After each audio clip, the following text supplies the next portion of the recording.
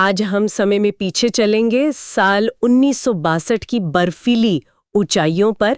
हमारे पास जो स्रोत है वो सिर्फ एक युद्ध का ब्यौरा नहीं बल्कि भारतीय सैनिकों के अदम्य साहस की एक गाथा है। बिल्कुल, ये कहानी उस दौर की है जब एक तरफ तो हिंदी चीनी भाई भाई का नारा गूंज रहा था और दूसरी तरफ हिमालय की खामोश वादियों में एक तूफान पल रहा था। हाँ, और दिलचस्प बात यह है कि स्रोत के मुताबिक ये तूफान कोई रातों रात नहीं बना। ये कई सालों से पनप रहा था, लेकिन शायद हम उस दोस्ती के नारे में इतने खो गए थे कि हमें वो सब दिखाई नहीं दिया।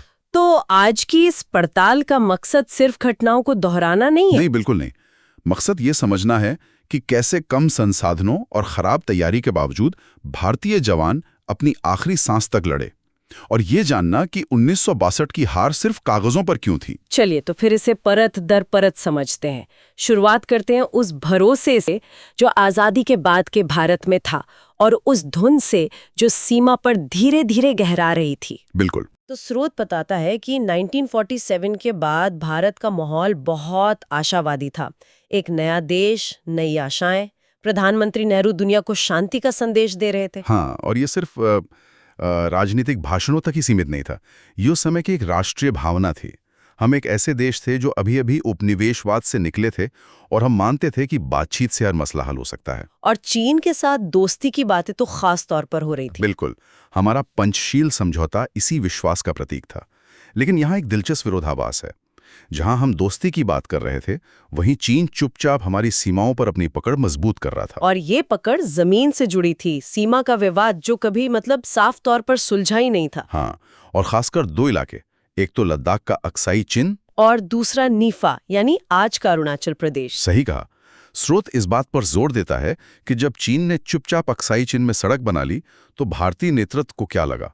उन्हें लगा कि यह मामला बातचीत से सुलझ जाएगा। ये तो एक बहुत बड़ी राजनीतिक गलतफहमी निकली। बहुत बड़ी। तो एक तरफ दिल्ली में ये सब चल रहा था, लेकिन इसका सीधा असर उन लोगों पर पड़ रहा था जो असल में सीमा पर तैनात थे, हमारे जवान। और स्रोत उनकी जो हालत बताता है वो वाकई दिल दहला देने वाली है। उनके पास पुराने हथियार, बहुत कम गोला बारूद और ठंड से बचने के लिए पूरे ऊनी कपड़े भी नहीं थे। क्या बर्फीली ऊंचाइयों पर ऊनी कपड़े नहीं थे? कई जवानों के पास तो सिर्फ कैनवस के जूते थे, जो बर्फ में कुछ ही घंटों में बेकार हो जाते थे।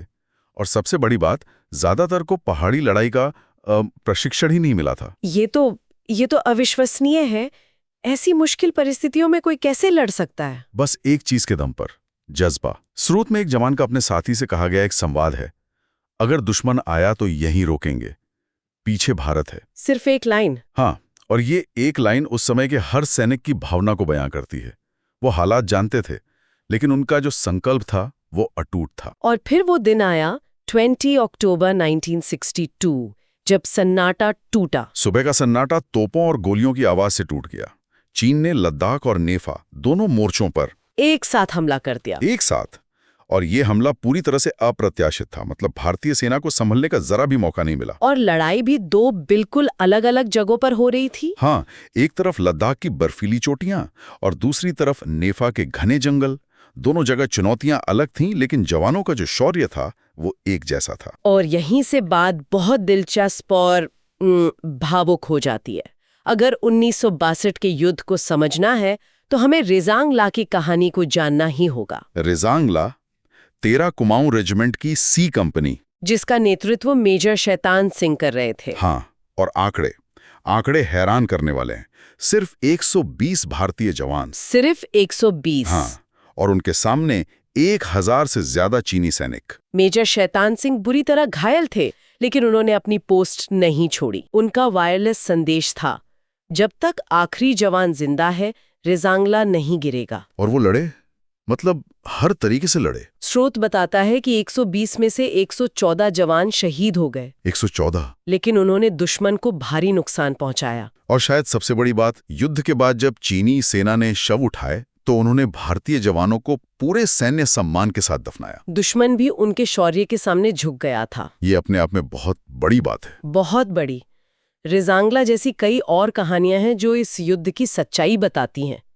इसीलिए स्रोत एक बहुत जरूरी सवाल उठाता है कि ये युद्ध हार का प्रतीक क्यों माना गया? और उसका जवाब क्या है? जवाब है सैनिक नहीं हारे, व्यवस्था हारी। व्यवस्था हारी। इसका मतलब है कि गलत रणनीति, कमजोर तैयारी और राजनीतिक स्तर पर स्थिति को सही ढंग से ना समझ पाना। बिल्कुल, इन सब की कीमत जवानों ने अपने खून से चुकाई। 21 नवंबर 1962 को जब चीन ने एक तरफा युद्ध विराम की घोषणा की तो पूरा देश स्तब्ध था। लेकिन अगर हम इसे एक बड़े परिप्रेक्ष्य में देखें तो इस झटके का एक दूरगामी और शायद एक सकारात्मक प्रभाव भी पड़ा। अच्छा, वो कैसे? स्रोत के अनुसार 1962 ने भारत को झकझोर दिया। इसके बाद ही सेना का आधुनिकीकरण शुरू हुआ। मतलब ये एक तरह का वेकअप कॉल था। बिल्कुल, नए हथियार खरीदे गए, सीमा सुरक्षा को मजबूत किया गया। और शायद सबसे बड़ी बात, देश ने अपने सैनिकों के महत्व को समझा। स्रोत में एक शहीद सैनिक की चिट्ठी का जिक्र है जिसमें लिखा था, अगर मैं लौट ना सकूं तो रोना मत, मैं भारत के लिए जा रहा हूँ। इससे बड़ी जीत और क्या होगी। हाँ, ये चिट्ठी उस पीढ़ी की निस्वार्थ भावना को दर्शाती है। तो इन सब का क्या मतलब है? इन कहानियों को सुनने के बाद हम 1962 को किस नजर से देखें? हमें इसे हार की कहानी के तौर पर नहीं देखना चाहिए। ये कहानी है बिना तैयारी और संसाधनों के भी चट्टान की तरह डटे रहने की। ये भारतीय सेना के अदम्य साहस की कहानी है। रेजांग ला की बर्फ आज भी उन शहीदों की गवाह है। इतिहास ने देखा कि भारतीय जवान अपनी आखिरी सांस तक लड़े। तो हार और जीत सिर्फ नतीजों में नहीं होती, नहीं, वो इरादों और संघर्ष में भी होती हैं। बिल्कुल। और हम आज के सुनने वालों के लिए एक विचार छोड़कर जा रहे हैं।